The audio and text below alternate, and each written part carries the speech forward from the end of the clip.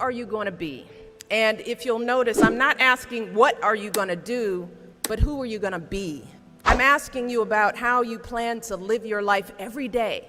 How are you going to respond when you don't get that job you had your heart set on? For all of you who are going to be teachers, what are you going to do if the students in your class next year just don't respond to your lessons? For all of you going into business, how will you react when your boss gives you a goal that feels way too high? See, these are the moments that define us.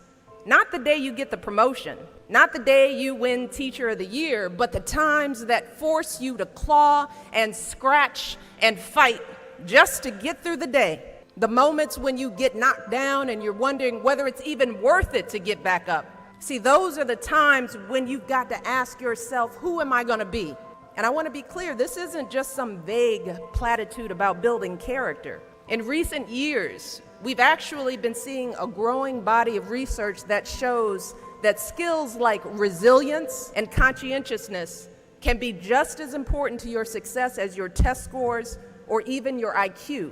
For instance, West Point cadets who scored high on things like grit and determination were more likely to complete basic training than those who ranked high on things like class rank, SAT scores, and physical fitness. So what we're seeing is that if you're willing to dig deep, if you're willing to pick yourself up when you fall, if you're willing to work and work until your weaknesses become your strengths, then you'll develop a set of skills that you can mold and apply to any situation you encounter, any job you might have, any crisis you might confront. But you got to make that choice. And let me just share just a little secret before I end. As someone who has hired and managed hundreds of young people over the course of my career, whether it was during my time as a lawyer, as an administrator, as a university, a nonprofit manager, even now as First Lady, I have never once asked someone I was interviewing to explain a test score or a grade in a class. Never. I have never once made a hire just because someone went to an Ivy League school instead of a state school. Never. What I have looked for is what kind of person you are. Are you a hard worker? Are you reliable?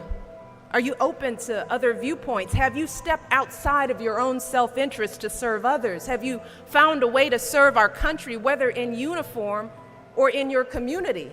Again and again, I have seen that those are the qualities that I want on my team, because those are the qualities that move our businesses and schools and our entire country forward.